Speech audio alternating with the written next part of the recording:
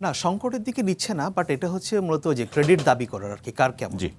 আমি যদি ডকুমেন্টারির প্রশ্নে আসি, এটা তো দেখুন এই ধরনের ডকুমেন্টারি তৈরি করা এটা এসেনশিয়াল, এগুলো একটা পলিটিক্যাল এলিমেন্ট। আপনি তো এমন না যে কাউকে কমিশন করে দিলেন সে কিছু ছবি জোড়া দিয়ে একটা ডকুমেন্টারি করে দিবে, ব্যাপারটা তা না। মানে যারা এই কাজগুলো করবে, যাদেরকে কমিশন করা হবে, এগুলো তো সরকারের টাকাতেই করা হচ্ছে। সো এগুলো একটা যাদের পলিটিক্যাল সেন্স আছে, যারা এগুলো তৈরি করতে পারে, ওই ধরনের নির্মাতা আমাদের দরকার। এটা হচ্ছে প্রথম কথা। দ্বিতীয় কথা হচ্ছে এখানে নির্মাতার কতটা দোষ ছিল আমি জানি না, নিশ্চয়ই এটাকে রিভিউ করা হয়েছে। যারা রিভিউ করেছেন তারা কারা? নিশ্চয়ই তারাও কি কোনো পলিটিক্যাল ব্যক্তি? তাহলে সেটা যদি না করে, এমন যদি হতো যে আপনি জুলাই সংক্রান্ত সরকার যে কাজগুলো করছে, ভিডিও বা অন্যান্য যে কাজগুলো করছে, তারা একটা কমিটি করতে পারতো যেখানে হয়তো পলিটিক্যাল অ্যানালিস্ট, জার্নালিস্ট এবং নির্মাতা এদের সমন্বয়ে তাদের মাধ্যমে এই কমিশনিং কাজগুলো যদি সাইন অফ করা হতো, তাহলে আমার ধারণা একটা বেটার একটা জিনিস বের হতো।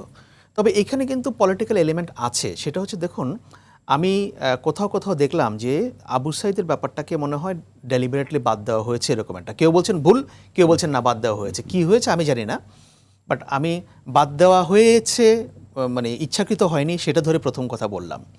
আর দ্বিতীয় কথা হচ্ছে যে আপনি খেয়াল করবেন জুলাই অভ্যুত্থানের 1 মাস পর থেকে আবু সাইদকে বেশি ওন করে হচ্ছে জামায়াত, এবং আবু সাইদ জামায়াতের রাজনীতির সঙ্গে, মানে শিবিরের রাজনীতির সঙ্গে সম্পৃক্তও ছিলেন, এমন কথা শোনা যায়। তার বিপরীতে বিএনপি অনেক বেশি ওন করে হচ্ছে ওয়াসিমকে, চট্টগ্রাম কলেজের যে ছাত্রকে। কিন্তু বিএনপি যে আবু সাইদকে ওন করে না বা আবু সাইদের কথা স্বীকার করে না, ব্যাপারটা তা না।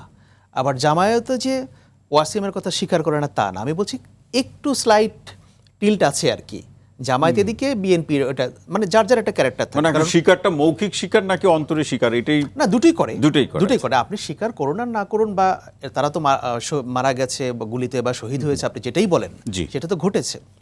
এখন যারা এই ডকুমেন্টারিগুলো বানাচ্ছেন, তাদের হয়তো ব্যাক অফ দেয়ার মাইন্ড এই বিষয়টা কাজ করেছে যে আমি আবু সাইদকে রাখবো কি রাখবো না।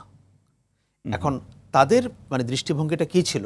কারণ অ্যাক্টিং প্রেসিডেন্ট যেভাবে কথাগুলো বললেন, ওনার মুখ থেকে আসলে কথাগুলো এভাবে শোনাটা, এটা আমাদের জন্য লজ্জার। কারণ উনি রাইটলি বলেছেন আবু সাইদের ছবি নাই, সেখানে বেগম খালেদা জিয়ার অবদানের কথা বলা নাই। সো এই বিষয়গুলোকে আমাকে দেখতে হবে। এটা কেন তৈরি হয়েছে? ওই যে জুলাই কার, ক্রেডিটটা কার? জামায়াত মনে করে তাদের, যা এনসিপি মনে করে না আমরা নেতৃত্ব দিয়েছি, তখন তো এনসিপি ছিল না, পরে গঠিত হয়েছে। এনসিপি যারা নোন ফেসেস তারা তখন সেখানে ছিল। বিএনপি বলে যে না, আমাদেরও কম অবদান কিসের?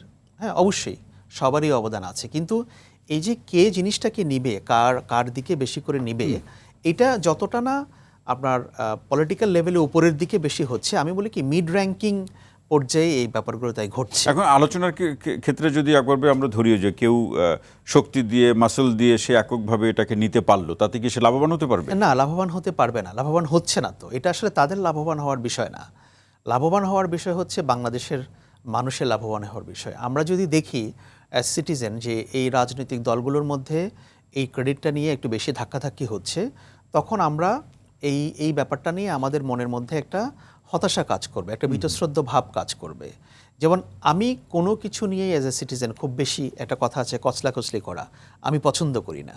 আমি মানে ইতিহাসের মতো থাকবে, ইতিহাস আমাদেরকে স্মরণ করতে হবে, পড়তে হবে, মনে রাখতে হবে, হিস্টোরিক্যাল কারেক্টনেস থাকতে হবে। হ্যাঁ, কিন্তু এটা নিয়ে যে আমি অতি ধস্তাধস্তি করব যে ইতিহাস আমার পক্ষে হতে হবে বা এটা নিয়ে আমি সবসময় কথা বলবো, এটাকে আমি অ্যাজ এ সিটিজেন খুব বেশি পছন্দ করি না। আমি অ্যাজ এ সিটিজেন পছন্দ করি, হ্যাঁ আমি ইতিহাস দেখবো, পড়বো, বাট আমার এখন ব্যক্তি জীবনে বা পারিবারিক জীবনে বা আমাদের নাগরিক জীবনে আমার যে চাহিদাগুলো, এগুলো রাজনৈতিক দলগুলো কতটা পূরণ করতে পারছে, সেই আকাঙ্ক্ষাটা আমি ওটার দিকে বেশি মনোযোগ দেব।